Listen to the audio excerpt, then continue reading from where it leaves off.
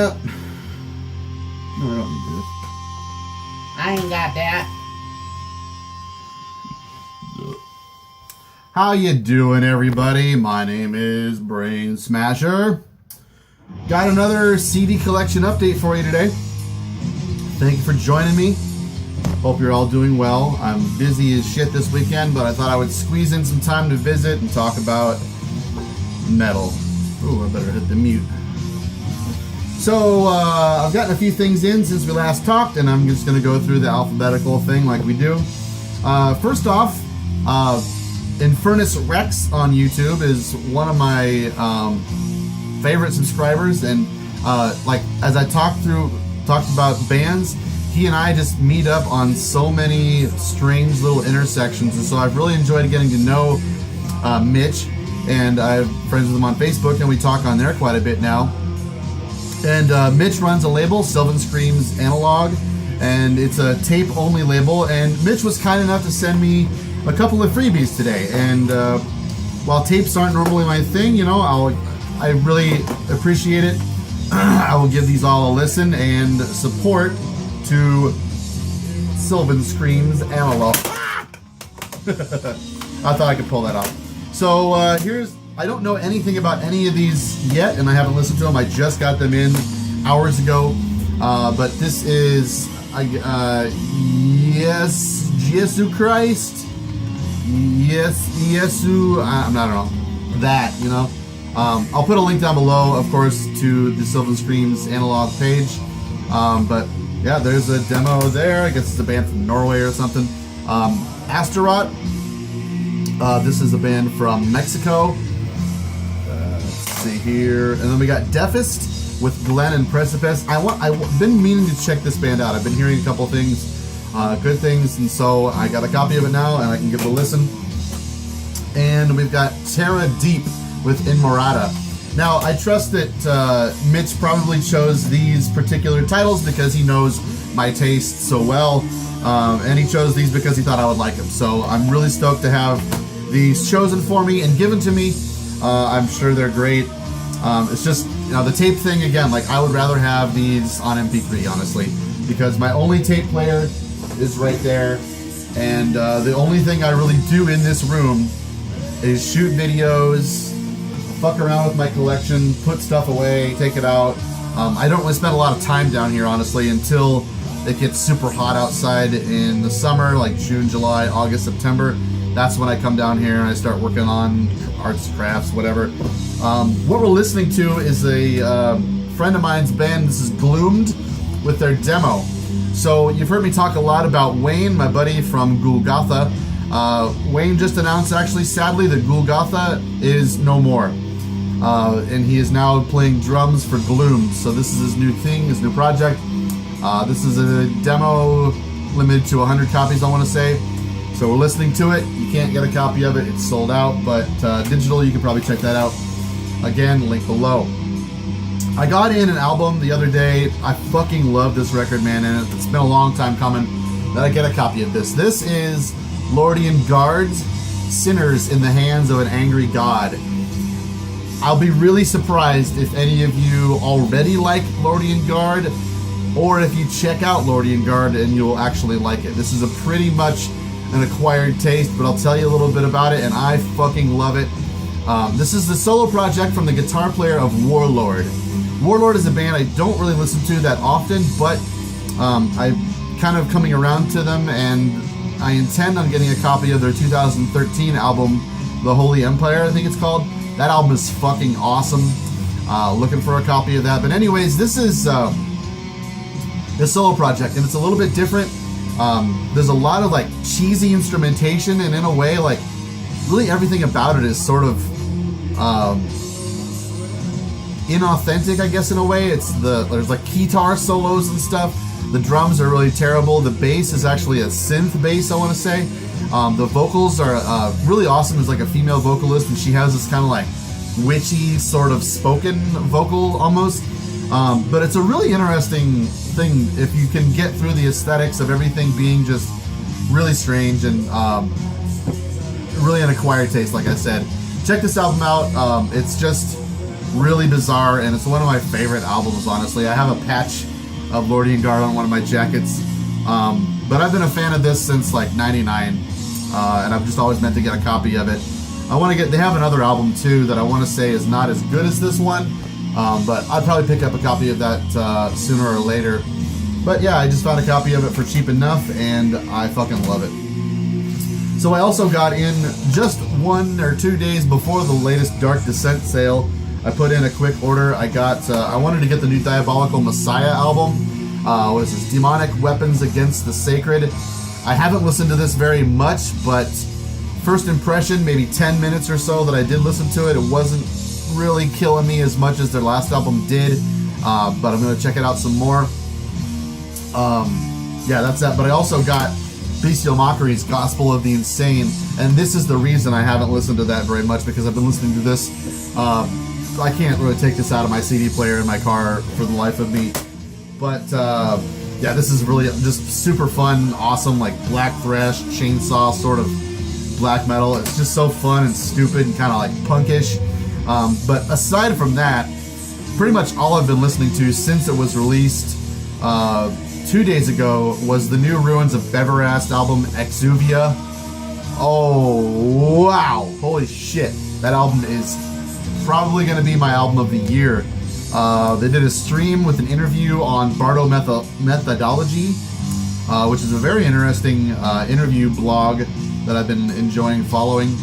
And then the next day, yesterday, it showed up on the Ruins of Beverast Bandcamp for a couple of bucks, so I highly recommend checking out Ruins of Beverast. If you haven't heard Ruins of Beverast at all their stuff is fucking amazing, but especially this new record, wow. I'm bowled the fuck over, and so far this is definitely the best album I've heard this year. Will it be my number one at the end of the year? We'll see. I'm saying probably at this point.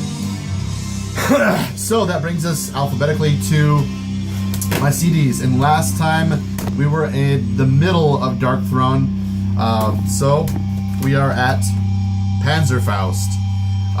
This album is totally underrated and killer. You know, like, if Darkthrone hadn't put out any albums before this would be one of the hugest black metal records ever. I feel that way very strongly. This is a great fucking album, and the only thing that's wrong with it is that it isn't Transylvanian Hunger or Under a Funeral Moon or Blaze in the Northern Sky or Soulside Journey for that matter. This is a killer fucking album, just sadly overshadowed by the rest of the band's amazing discography. There's nothing wrong with this album, really.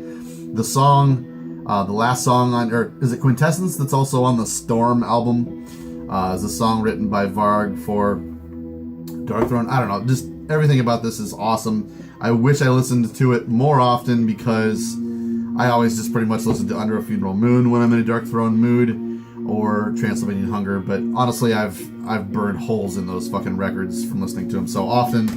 And in that same way, in this album follows suit. Total Death is a great fucking black metal record. It's definitely not as great as the ones before it, but really the only thing wrong with this album is that it isn't the ones that came before it. So Earth's Last Picture is great. There's some, you know, this actually reminds me quite a bit of Gorgoroth's Pentagram album. I kind of think of these two albums kind of as being brothers, or in a way, or something. So that's kind of where I lost where Darkthrone lost my attention span, even though they managed to be, to this day, one of my favorite bands. I just kind of couldn't keep up with them. I managed to pick up Ravishing Grimness used, you know, a couple of years ago or something, and I don't know, I've probably listened to it a couple of times.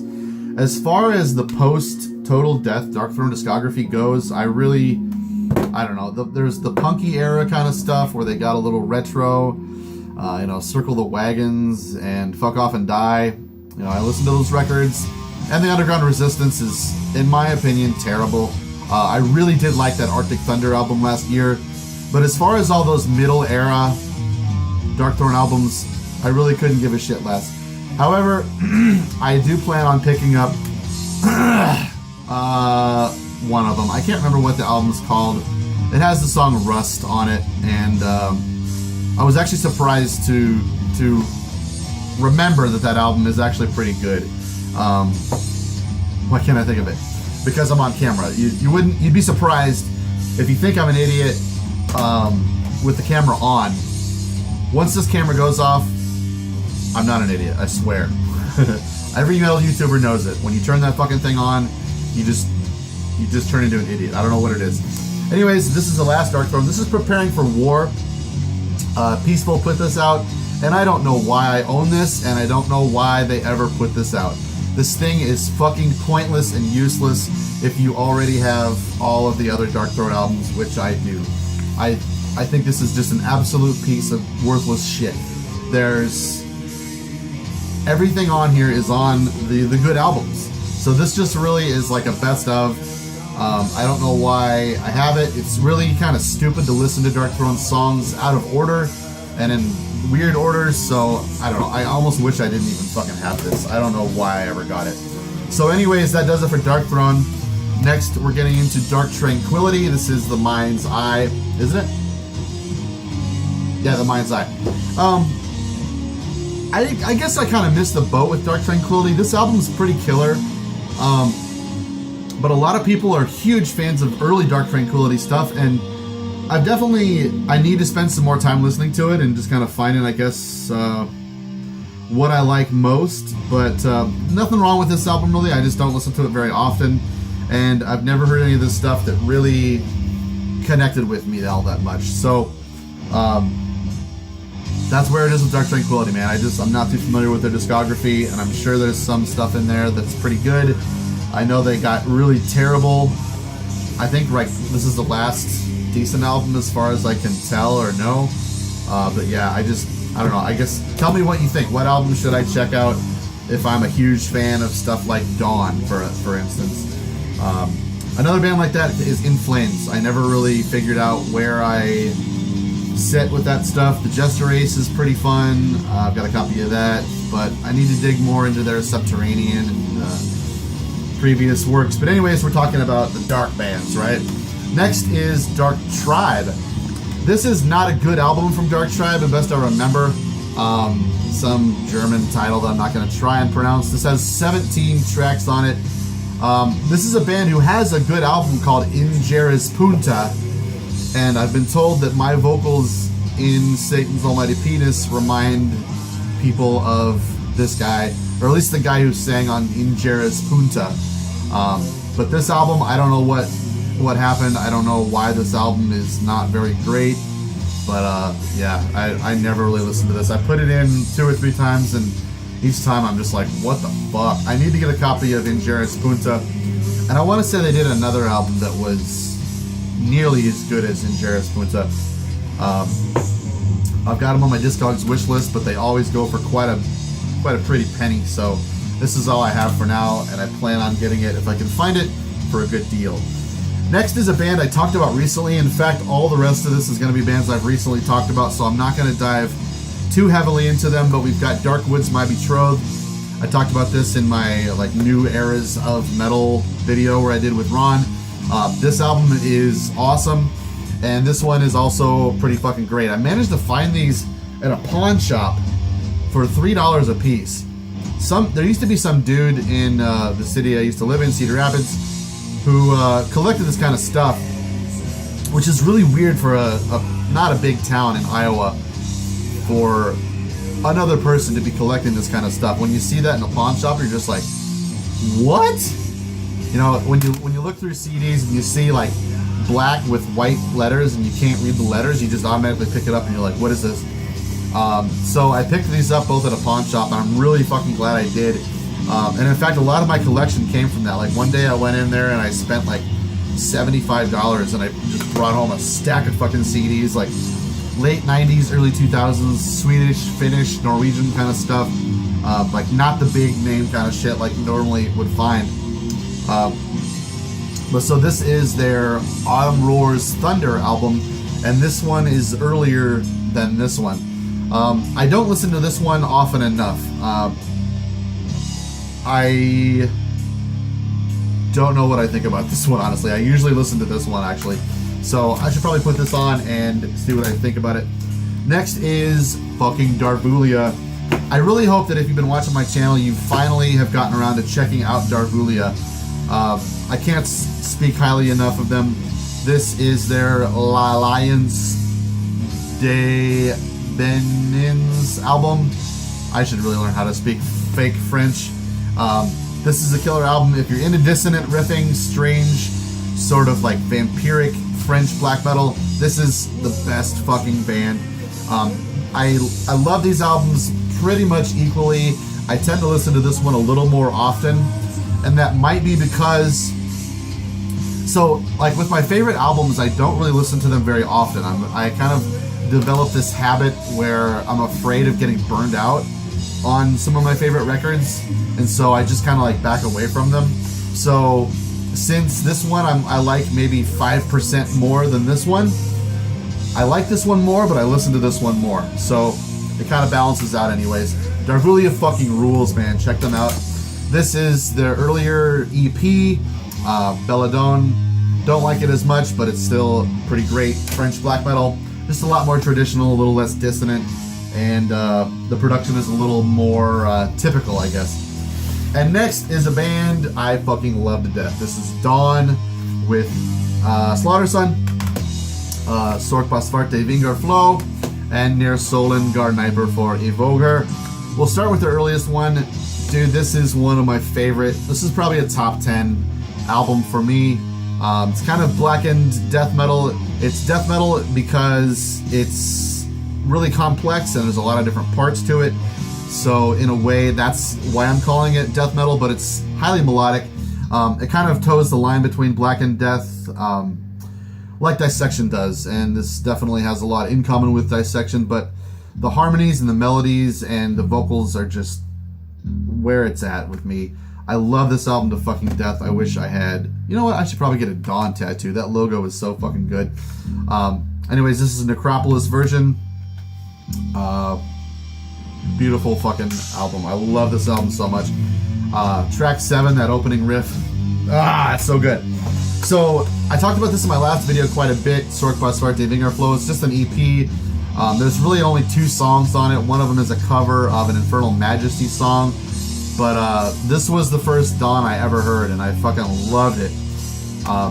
Killer EP out of Necropolis. I paid way too much money for this about last year because for some reason in the early 2000s I decided I hate all melodic metal.